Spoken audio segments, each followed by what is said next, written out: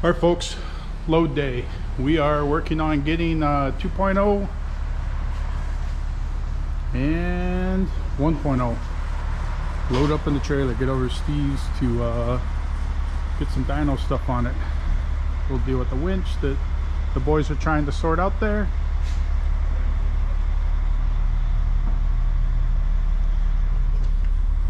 But that's what we got. We'll get you an update when we get over to Steve's shop and basically show you what's going on with getting these things on the dyno. So thanks, guys.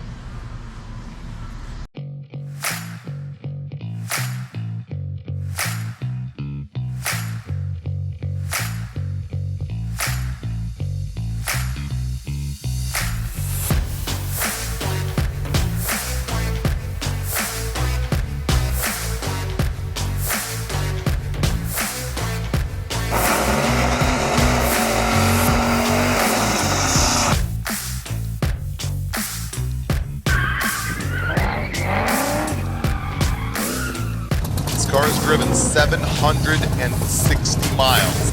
It has run the quickest pass in the history of Drag Week for a car that has completed the week. There's only one reason why they're making this pass, and it starts with a 5.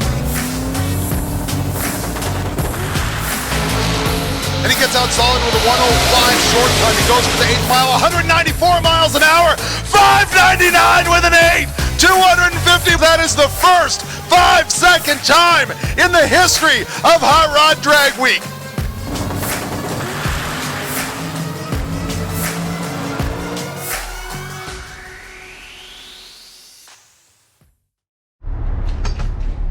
All right, we got them in there. Yeah, 1 and 2 up top. So next stop will be Steve's shop. Gonna unload them over there and get them in place, and hopefully they'll hit the dyno. Not sure, that probably won't happen today, but that's what we got right now.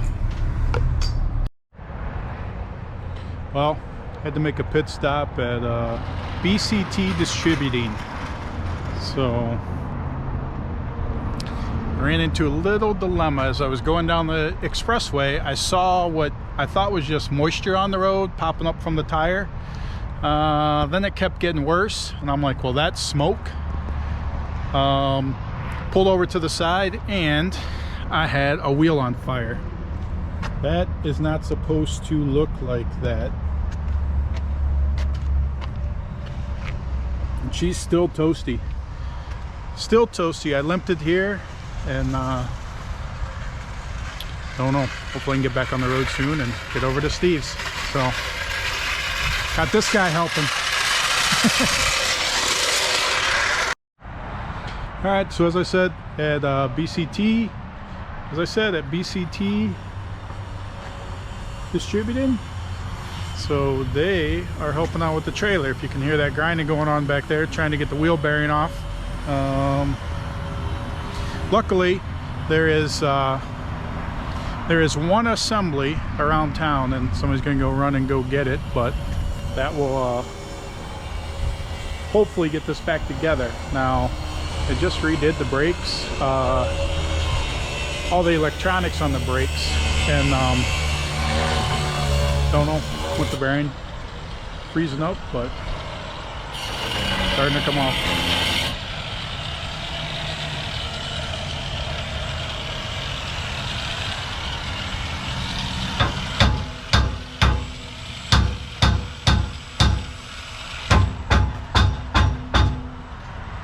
So, big old mess going on, but hopefully we can get this rig back on the road and get over to Steve's. All right, well, we made it to Steve Morris Engines. There's not Steve Morris, that's Kyle. There's Steve. So we got 1.0, 2.0, and his Billy Badass chassis dyno. Hub dyno. So Hub dyno. Sorry.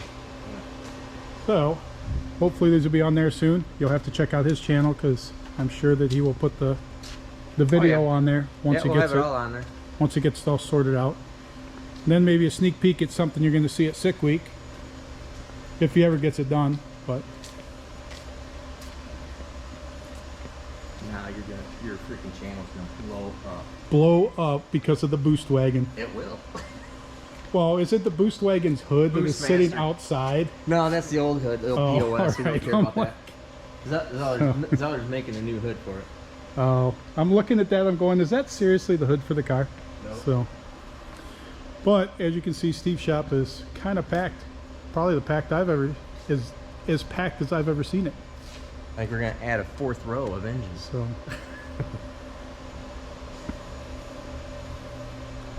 But there you go. That's the update. Finally made it here, and check out Steve's channel so you can see him when they get on the dyno. He said they'll be on there tomorrow. So. All right. Well, I guess whatever. Give you a Tom talk on this because looking at the adventure that happened today, or actually happened yesterday, I got back about midnight last night. It's 6:30. Next day, we got to bed and back at it. But in situations where, like, I guess I think about it and how people like talking to guys out there at the trailer shop, and they're like, hey, you're pretty calm based on the situation, and that's where I said, I mean, it can always be worse, and stuff's always going to go wrong, and how you deal with things is a big part of how successful it lets you be, or how people around you feel. I got definitely friends that I don't know if you call them hotheads or how you call it, but when something goes wrong, they act like the world is falling.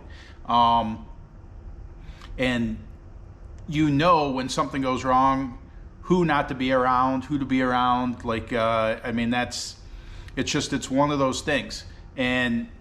But you being mad, you throwing things, you going off the handle, any one of those way, shape, or forms, it does not solve the problem.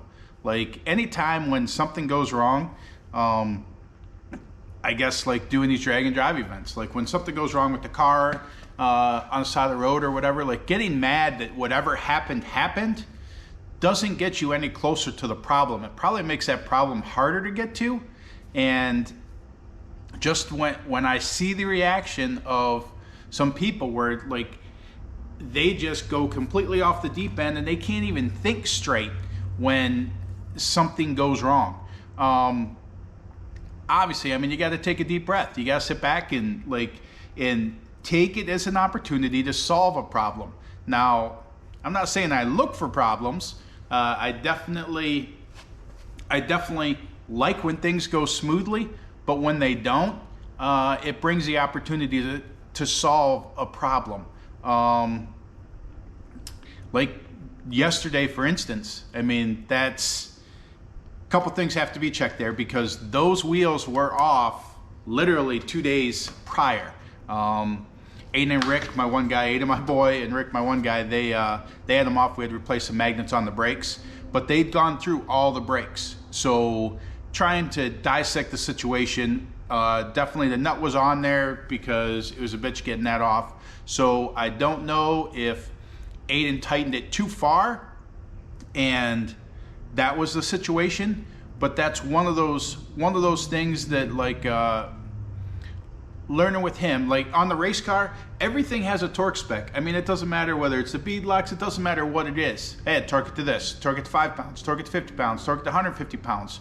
Well, I grew up with a feel for what torque was in everyday vehicles, not race cars. And it was always like, well, that's good enough. That's tight. Don't tighten it more than that, it'll probably break. Broke several, like, I mean, that whole situation's happened. Now, is there a torque spec for the nuts on those spindles? I'm gonna bet that there is, but Rick's 65, he's always done it by feel, so I do it by feel. Now, Aiden, a lot of times when he's doing stuff, he's like, well, you check this. Well, and I'm checking by feel for something, non-race car related, I tell you that.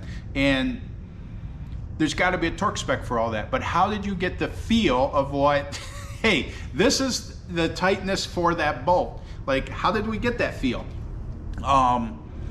And that's a learning curve with it. So we will see if there is torque specs for that. If there is, we're gonna pull all the stuff apart, we're gonna put it, and I'm sure that torque spec exists, because the world does not exist by feel that, hey, that's exactly where that needs to be.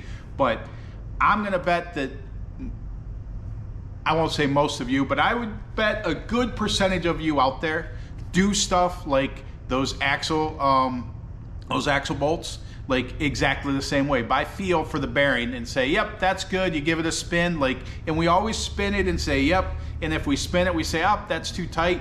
Well, what part of it is too tight and what part is the brake dragging? So situation there, like with it, but getting mad about the situation, like, I mean, that's like in a simple mistake, if it was a mistake, because it still could have just been, it was just that bearing's time to go.